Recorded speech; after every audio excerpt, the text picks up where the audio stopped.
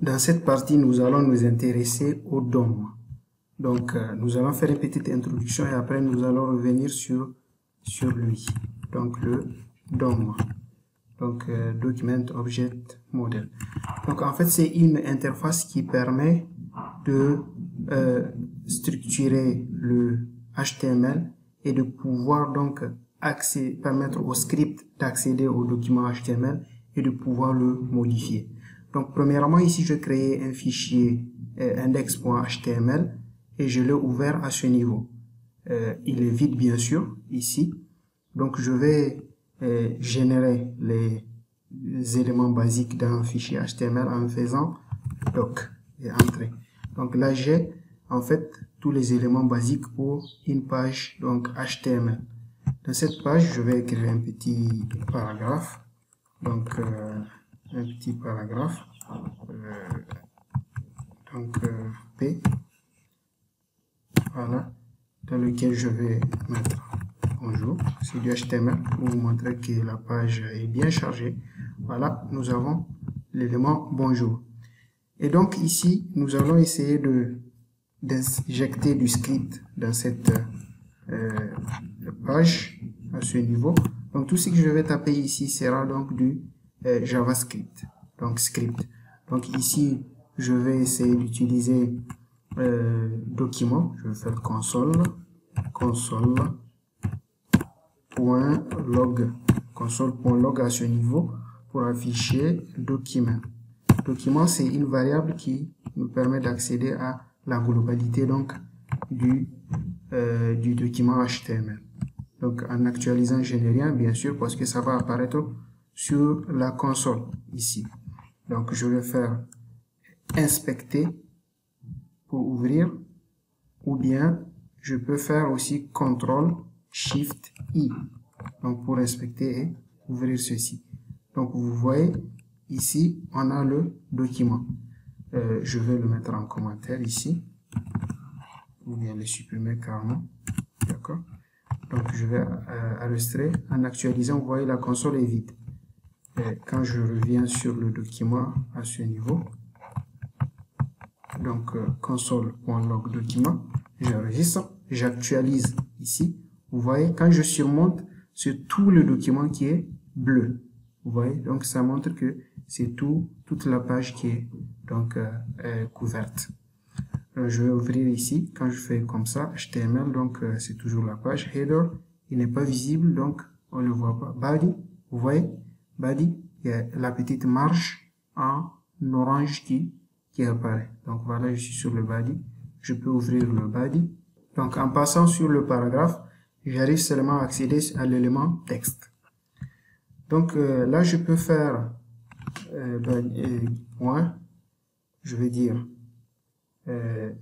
title, donc pour accéder au titre du document, j'enregistre, j'actualise, et voilà, le titre c'est document. En le modifiant ici, je dis DOM, tout simplement, j'enregistre, j'actualise, vous voyez le titre devient DOM. Donc là c'est pour montrer qu'on peut accéder donc à cet élément DOM. Donc là on a vu le texte donc le titre qui s'affiche. Mais ça c'est pas une bonne manière parce que c'est pas une bonne manière parce qu'on est en train de mélanger du script avec du XML. Donc ce que je vais faire, je vais dire que j'ai un fichier script qui va être piloté par ce fichier HTML et ça serait donc index.js mon script. Donc je vais accrocher mon script à ce fichier HTML. Donc qu'est-ce que je vais faire? Je vais faire script donc source. La source du script c'est index donc .js. Donc mon script c'est index.js. Donc ici, je vais vous le montrer. Quand je vais actualiser cette page, elle va charger ce script. Et dans ce script, nous avons notre tableau et l'affichage du tableau.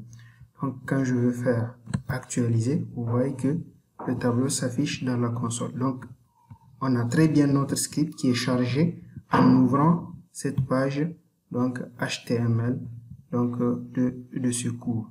Donc là je vais faire comme ça pour que vous voyez on est vraiment sur la page HTML à ce niveau.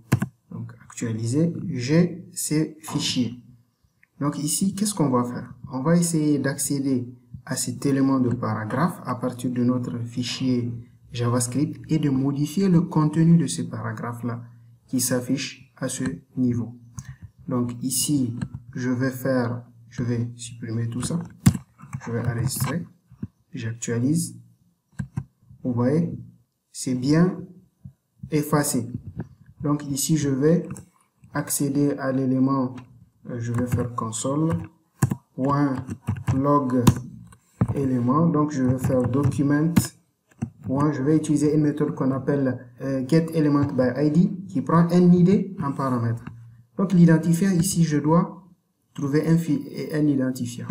Je dois accorder à cette balise un identifiant. Je vais dire id. Donc sera égal à, je vais dire tt tout simplement pour être simple. Donc j'enregistre.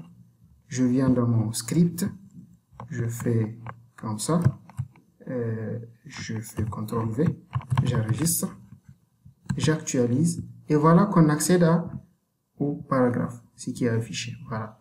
Mais on ne veut pas toute la balise ici. On veut accéder au contenu du paragraphe, contenu de la balise P. Donc je vais faire à ce niveau point text content. Donc text content. J'enregistre ici et j'actualise. Donc on a bien bonjour. Mais text content n'est pas la seule méthode. On peut aussi utiliser la méthode inner, donc inner text. Donc le texte interne. Donc j'actualise, j'ai le même résultat. Vous voyez, ils font le même travail. Plus loin, on va voir leur petite différence. Bien bon, je vous le montre tout de suite, la différence entre ces deux éléments. Donc je vais dire que dans mon paragraphe, j'ai un span, par exemple. On va dire un span ici qui a, on va dire 40. Donc bonjour 40. Donc quand je vais actualiser, je vais avoir bonjour 40, d'accord? Et en utilisant toutes les deux méthodes, je vais avoir le même résultat, bonjour 40. Mais une chose, je reviens à text content que vous voyez. Donc j'actualise. Ici, bonjour 40, toujours.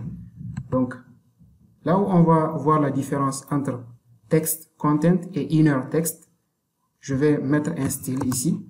Je vais dire style, donc égal à display, none. Je veux dire que je ne veux plus afficher ce texte.